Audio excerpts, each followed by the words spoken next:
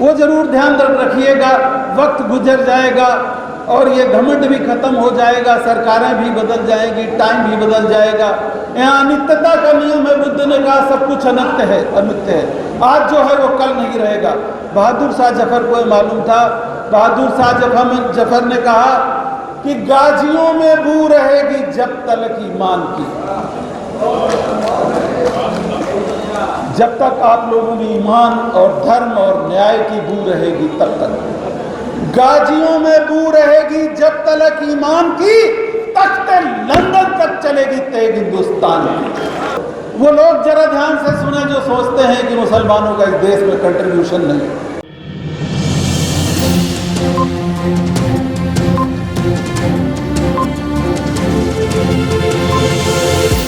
झूठ से दूर, खबरों से भरपूर। मैं समझता हूं मैं अगर कोई पॉलिटिकल बात करूंगा तो मेरे ऊपर कोड ऑफ कंडक्ट लगेगा, इसलिए मैं इतिहास में आपको ले चलता हूं, मतलब आप समझते रहिएगा। बात बहुत पुरानी 1857 की। बहादुर शाह जफर का नाम आप सभी जानते हैं और हडसन एक अंग्रेज था। अब समझ जाएंगे हम क्या कहना चाहते हैं। तो जब हडसन अरेस्ट करके बहादुर शाह जफर को रंगून ले गया और सुबह नाश्ते में बहादुर शाह जफर को, वो लोग जरा ध्यान से सुने जो सोचते हैं कि मुसलमानों का इस देश में कंट्रीब्यूशन नहीं है। ये देश अगर एक जमादार का है, जितना ये देश एक जमादार का है उतना ही ये देश एक यहाँ के राष्ट्रपति का है। जितना ये देश उद्योगपति का है उतना ही ये देश मजदूर का है। जितना ये देश बौद्धिस्ट का है उतना ही ये देश इस्लामिस्ट का है। जितना ये देश एक धर्म का है उतना ही ये देश दूसरे धर्म का है। मैं इस माध्यम से, संविधान की ताकत से, देश के लोगों से, प्रजातंत्र के माध्यम से ये कहना चाहता हूं कि देश किसी के एक इंसान के, एक कुर्सी के बाप का नहीं है। और ये देश एक कुर्सी से नहीं चलेगा, ये देश एक ताकत से नहीं चलेगा, ये देश एक विचारधारा से नहीं चलेगा, ये देश एक तरह से नहीं चलेगा।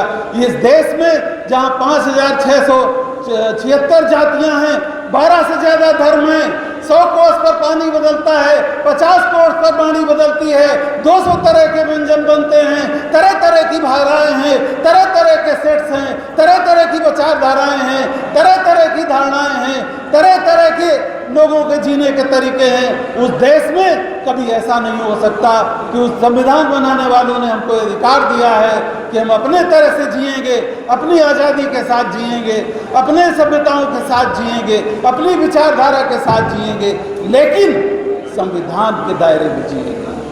केवल इतनी से समझने की बात है। खैर, मैं बहादुर शाह जफर पे आता हूँ दोबारा।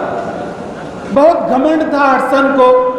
बहादुर शाह जफर को उसने सुबह नाश्ते में उनके दो बेटे मिर्जा, दोनों मिर्जा करके थे, और एक पोते का सर कलम करके, जो लोग जा रहे हैं चचा जरा सुनते जाइए इतिहास। तो बहादुर शाह जफर को सुबह हडसन ने नाश्ते में उनके 2 पुत्रों का सर कलम करके और एक पोते का सर कलम करके नाश्ते में पेश किया। और हडसन अंग्रेजी जानता था। उसने घमंड में बहुत ही प्राउड के साथ ये कहा कि दमदमे में दम नहीं, अब खैर मांगो जान की। Power corrupt absolute, power corrupt absolutely, वो चाहे कांग्रेस हो चाहे बीजेपी हो। जब पावर ज़्यादा आ जाता है तो करप्शन भी एक्सट्रीम पे पहुंच जाता है, घमंड भी एक्सट्रीम पे पहुंच जाता है। इसीलिए प्रजातंत्र में मजबूत विपक्ष की आवश्यकता बाबा साहब ने बताई। तो मैं शायरी सुनाता हूं आपको कि बहादुर शाह जफर उठा हो चुका था, 82 साल का आदमी था। तो उसने कमेंट मारा, चूंकि बहादुर शाह जफर बहुत अच्छे पोएट थे इसलिए उसने पोइट्री तैयार करवाई थी सरकास्टिक होने के लिए। तो उसने कहा कि दमदमे में दम नहीं, अब खैर मांगो जान की, ऐ जफर बुढ़ी हुई अब तेग हिंदुस्तान की। बहादुर शाह जफर की आंखें पथरा गई। पावर वाला आदमी आज पावरलेस था, असहाय था, बुढ़ा था, ताकत नहीं थी, लेकिन हिंदुस्तान का जज्बा उस बुढ़े इंसान में था। उसने कहा बहुत अच्छा है, तैमूरों की संतानें इसी तरह सुरखरू होकर अपने बाप के सामने आया करती हैं। जरा सोचिए, दो बच्चों के सर और एक पोते का सर बहादुर शाह जफर के सामने, और बहादुर शाह जफर ने हडसन को उस घमंड का जवाब दिया। आज़ादी की लड़ाई तो 1857 में शुरू हो चुकी थी, तो बहादुर शाह जफर ने जो जवाब दिया वो मैं आपको सुनाना चाहता हूँ। वो जरूर ध्यान रखिएगा, वक्त गुजर जाएगा और ये घमंड भी खत्म हो जाएगा, सरकारें भी बदल जाएंगी, टाइम भी बदल जाएगा। यहाँ अनित्यता का नियम है। बुद्ध ने कहा सब कुछ अनित्य है, अनित्य है। आज जो है वो कल नहीं रहेगा। बहादुर शाह जफर को मालूम था। बहादुर शाह जफर ने कहा कि गाजियों में बू रहेगी जब तक ईमान की, जब तक आप लोगों में ईमान और धर्म और न्याय की बू रहेगी तब तक। गाजियों में बू रहेगी जब तक ईमान की, तख्ते लंदन तक चलेगी तेग हिंदुस्तान की। हम 6743 जातियों में बटे हैं। हम 12 तरह के धर्मों में बटे हैं। 4 उसमें से मेजर रिलीजन है। और बाबा साहब ने कहा था कि छोटी छोटी सभाओं से आपका भला होने वाला नहीं। मैं केवल डॉक्टर अम्बेडकर को कोट करूंगा। उन्होंने उसका उदाहरण भी दिया कि मेढकी जानते हैं ना, बरसात में जो टर करती, मेढकी चाहे जितना खा ले लेकिन वो बैल नहीं बन सकती। अगर आप छोटी छोटी सभाएं, छोटे छोटे जगह पे चीज़ें करेंगे, कुछ समय के लिए करेंगे, इससे आपका कोई भी भला होने वाला नहीं है। हाँ, अगर तमाम मेढकियां खाना खाकर और वो एक जगह इकट्ठा हो जाए, फिर अगर तौली जाए तो बैल क्या वो गाड़ी से भी ज्यादा हो सकती है। तो आवश्यकता है इस समय कि इस तरह की बहुत सारी सभाएं जगह जगह समय समय पर और फ्रीक्वेंटली की जाए, क्योंकि वक्त बहुत नाजुक है। और बाबा साहब ने यह भी कहा था कि अगर इस देश में लोकतंत्र खत्म होता है कि नहीं, वो आप डिसाइड करिए। मैं नेता नहीं हूं, मैं नहीं बोलूंगा। अगर इस देश में लोकतंत्र खत्म होता है तो ये इस देश के लिए विनाशकारी होगा। अब लोकतंत्र कैसा है वो आप देखिए। दूसरी बात उन्होंने कही कि अगर संवैधानिक लोकतंत्र खत्म होता है, अगर पार्लियामेंट में भी लोकतंत्र खत्म होता है। आप लोगों में से कितने न्यूज लोग पार्लियामेंट की न्यूज देखते हैं? वो जो कार्रवाई चलती रहती है राज्यसभा की, देखते होंगे बहुत लोग। अगर संवैधानिक लोकतंत्र खत्म होता है तो वो किसको जन्म देगा? अराजकता को जन्म देगा, विद्रोह को जन्म देगा, साम्राज्यवाद और सामंतवाद को जन्म देगा। इस समय आवश्यकता है कि देश में लोकतंत्र की रक्षा की जाए। और बाबा साहब ने एक और बात कही थी, ये 1922-27 में कही थी उन्होंने। मैं अम्बेडकराइट हूँ इसलिए अम्बेडकर की बात करूंगा। आप सभी अम्बेडकराइट हैं। जो भी संविधान को मानता है वो अम्बेडकराइट है, वही गांधी का रिप्रेजेंटेटिव है। तो बाबा साहब ने कहा था कि आज हम जितने एकत्रित हैं और आज हम जिस तरह संघर्ष कर रहे हैं, अगर